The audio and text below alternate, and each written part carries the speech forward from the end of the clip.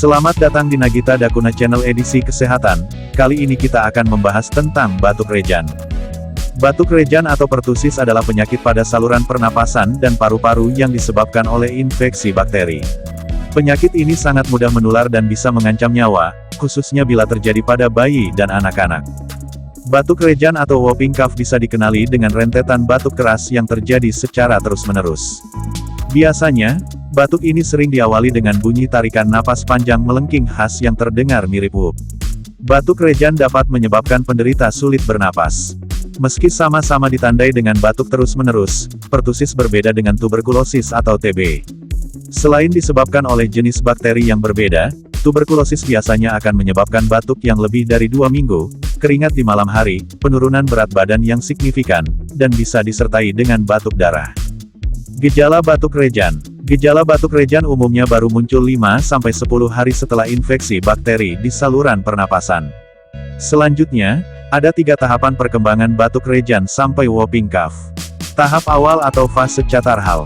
Tahap ini berlangsung selama 1-2 minggu. Pada tahap ini, pertusis sangat mirip batuk pilek biasa.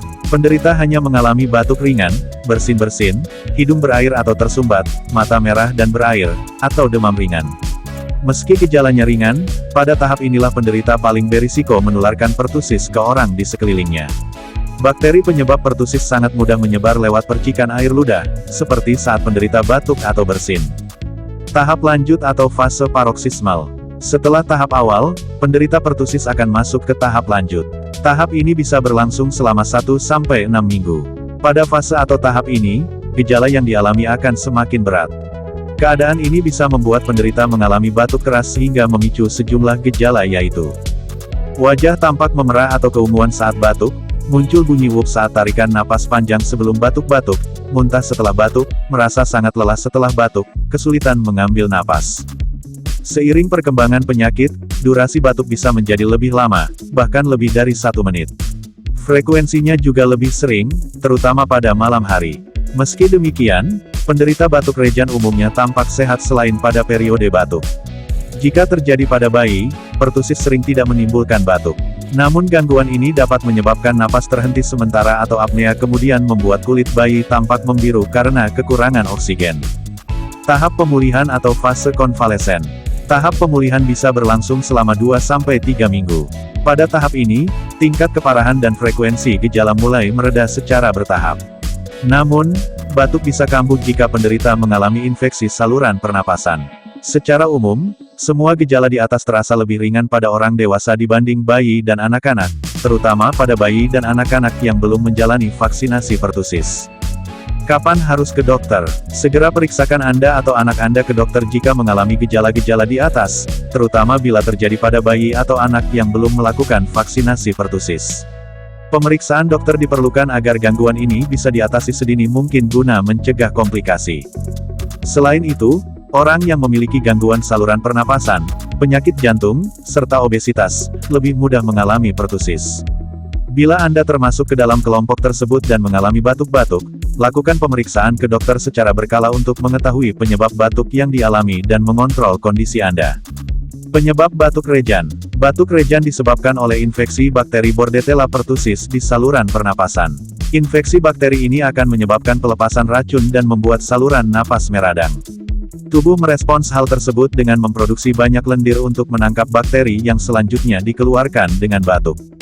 Kombinasi peradangan dan penumpukan lendir bisa membuat penderita sulit bernapas.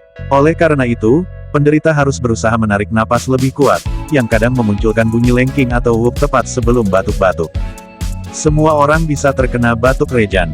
Namun, risiko terkena penyakit ini lebih tinggi pada orang-orang dengan kondisi seperti bayi berusia di bawah 12 bulan atau lansia, belum menjalani atau melengkapi vaksinasi pertusis, berada di area wabah pertusis, sedang hamil, sering melakukan kontak dengan penderita pertusis, menderita obesitas, memiliki riwayat asma. Diagnosis batuk rejan. Dokter akan menanyakan keluhan dan gejala yang dialami pasien, serta menelusuri riwayat kesehatan pasien. Selanjutnya, pemeriksaan fisik menyeluruh akan dilakukan, termasuk pemeriksaan dada untuk mendeteksi suara napas tambahan dan penggunaan otot-otot dinding dada saat bernapas. Pertusis tahap awal sering sulit dideteksi karena gejalanya yang mirip batuk pilek biasa. Oleh karena itu, sejumlah pemeriksaan penunjang perlu dilakukan untuk memastikan kondisi pasien. Pemeriksaan tersebut meliputi pengambilan sampel lendir dari hidung atau tenggorokan, untuk melihat apakah dahak penderita mengandung bakteri Bordetella pertussis, tes darah, untuk melihat apakah terjadi peningkatan sel darah putih atau leukosit, yang mengindikasikan adanya infeksi, ronsen dada, untuk melihat kondisi paru-paru dan saluran pernapasan, termasuk melihat tanda peradangan, seperti infiltrat atau penumpukan cairan. Pengobatan batuk rejan. Pengobatan batuk rejan bertujuan untuk mengatasi infeksi bakteri, meredakan gejala, dan membantu mencegah penularan penyakit. Pengobatan dapat dilakukan dengan sejumlah cara berikut. Pemberian antibiotik. Penggunaan antibiotik memiliki sejumlah fungsi, di antaranya untuk membasmi bakteri, mengurangi potensi kambuhnya batuk rejan atau penyebaran infeksi ke bagian tubuh lain, dan mencegah penularan penyakit ini ke orang lain. Antibiotik lebih efektif bila diberikan pada minggu-minggu awal infeksi. Akan tetapi, antibiotik tidak akan langsung meredakan gejala batuk pada pertusis. Perawatan mandiri di rumah. Sambil menggunakan antibiotik sesuai petunjuk dokter, pasien juga dianjurkan untuk melakukan penanganan mandiri di bawah ini guna mempercepat penyembuhan seperti perbanyak istirahat dan sering minum air putih, makan dengan porsi lebih kecil tapi lebih sering bila sering mengalami mual atau muntah setelah batuk, menjaga kebersihan dan jauhi debu atau asap rokok, menggunakan pelembab ruangan untuk menjaga kelembapan udara, menutup mulut dan hidung atau gunakan masker saat batuk atau bersin, rajin mencuci tangan dengan sabun dan air mengalir. Pasien boleh mengonsumsi obat demam dan pereda nyeri, seperti parasetamol, untuk meredakan demam atau sakit tenggorokan.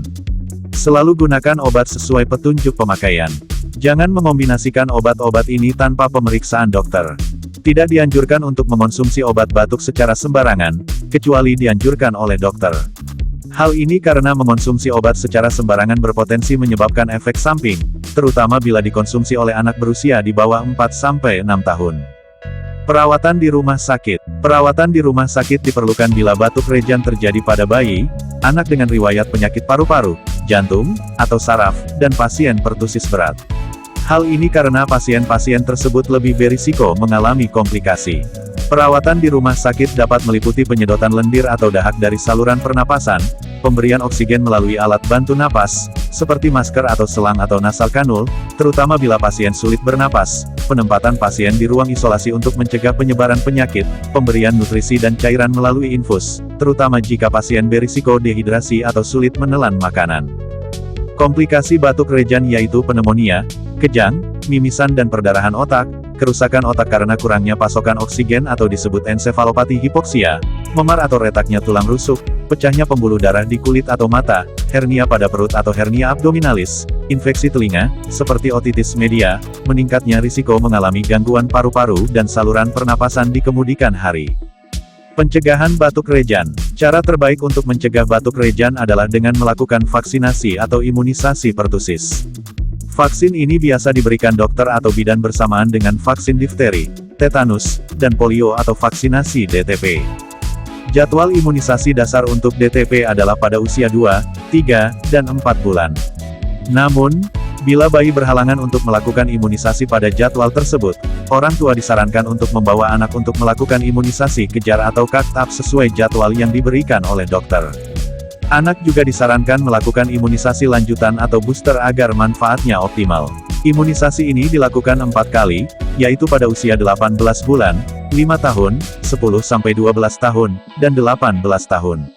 Imunisasi booster ini dianjurkan untuk diulangi tiap 10 tahun sekali. Ibu hamil juga direkomendasikan untuk melakukan vaksinasi booster pada usia kehamilan 27-36 minggu. Vaksinasi pertusis saat hamil dapat melindungi bayi terserang batuk rejan pada minggu-minggu awal setelah dilahirkan. Selain melakukan vaksinasi, praktikkan juga gaya hidup bersih dan sehat untuk meningkatkan sistem imun. Salam sehat, sampai jumpa di video selanjutnya. Terima kasih.